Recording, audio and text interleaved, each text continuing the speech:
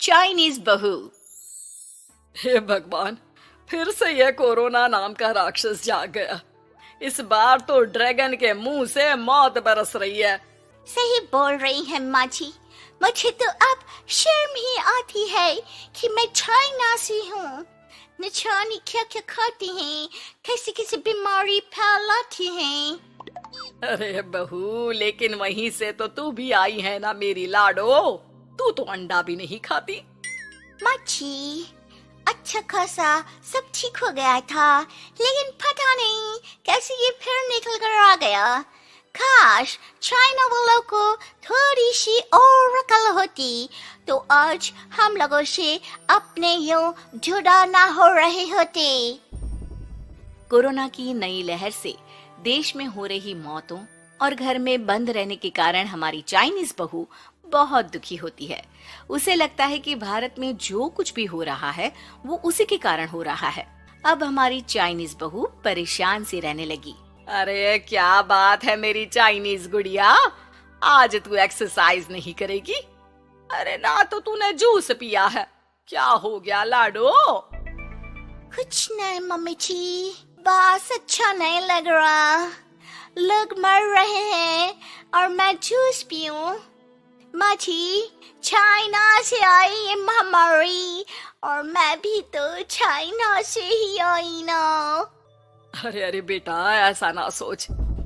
सास पूरी कोशिश करती कि वो चाइनीज बहू को समझाए कि इस बीमारी के लिए वो खुद को दोषी ना समझे, लेकिन माँ जी, मैं आज खाना नहीं खाऊंगी। अब सबका खाना बना दिया है।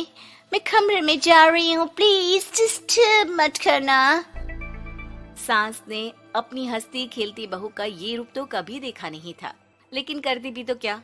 अगले दिन सुबह सुबह, अरे ये पूरे घर से स्वादिष्ट खाने की महक आ रही है। ये कौन है जो चाय बनने के वक्त लंच बनाकर तैयार कर रहा है?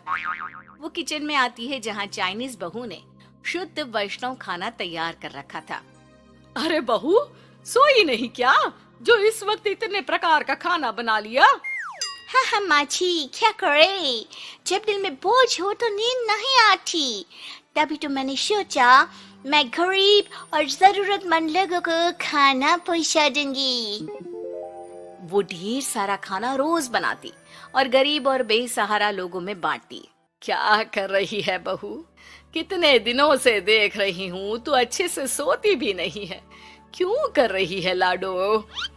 क्या करूं माँ जी, मेरे देश के लोग जीवन की लड़ाई लड़ रहे हैं और मैं सो जाऊं, मुझसे नहीं होता। एक दिन चाइनीज बहू पीपीटी किट पहनकर खड़ी होती है। अरे ये क्या बेटा, खाना देने जा रही है या लड़ाई लड़ने? माँ जी, मैं कुछ दिनों के लिए घर नहीं आऊंगी। मैंने सोचा है कि मैं घर से बाहर रहकर कोरोना के मरीजों की देखभाल करूंगी।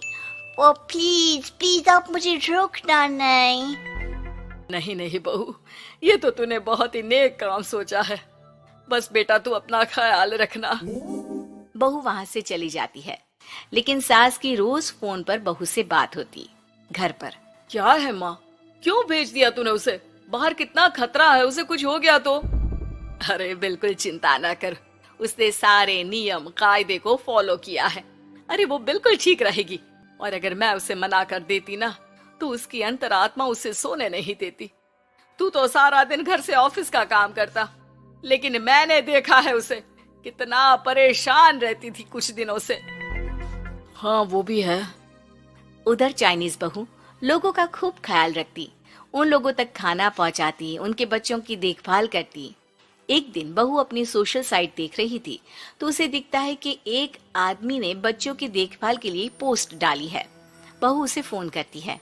मैं आपकी कोई मदद कर सकती हूँ, प्लीज बताओ। दूसरी तरफ से आवाज आती है। मैं और मेरी बीवी दोनों ही कोरोना से पीड़ित हैं। हम लोगों के बच्चों को देखने के लिए कोई नहीं है, प्लीज हमारी मदद करो। हाँ हाँ बिल्कुल, आप परेशान ना हो, मैं आ रही हूँ। मुझे आपका एड्रेस बताओ। वो आदमी बहू को पता लिखवाता है। वहाँ वो पहुँच जाती है। ओह, ये किसे बुला लिया आपने? ये तो चाइनीज है, इसी के कारण तो हम लोगों का देश इस परेशानी से जूझ रहा है। अरे पर ये तो हिंदी में बात कर रही थी। तभी बीवी की ऑक्सीजन लेवल गिरने लगती है। ये क्या हो रहा है? आप टेंशन क्यों ले रहे हैं? जल्दी से इन्हें अस्पताल लेकर जाइए। रुकिए, मैं आपको एक अस्पताल में बेड भी दिला देती हूँ। वो मेरे अंकल का अस्पताल है। चाइनीज बहू फोन पर बात करके उन लोगों को बेड दिलाती है, जहां पति की भी तबीयत खराब हो जाती है और दोनों को बेड दिलाकर बहू घर में बच्चों की पूरी देखभाल करती है। सास का बहू पर फोन आता है। अरे मेरी चाइनीज गुड़िया, कैसी है रे तू? अरे माँ, पीछे की गली में ही हूँ मैं। वो खालिया लोग है ना, उन दोनों हस्बैंड वाइफ को कोरोना हो गया था। मैंने उन लोगों को श्रीवास्तव अंकल के अस्पताल में भर्ती करवा दिया है और अब मैं नमाज ही उन दोनों बच्चों का ख्याल रख रही हूँ। अरे जीती रहे बेटा, कोई जरूरत हो तो बता देना।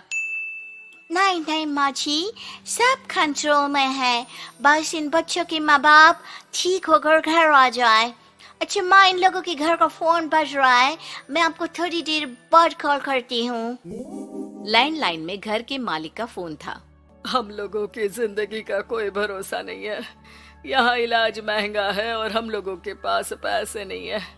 जितना इलाज हो सकेगा उतना ही होगा।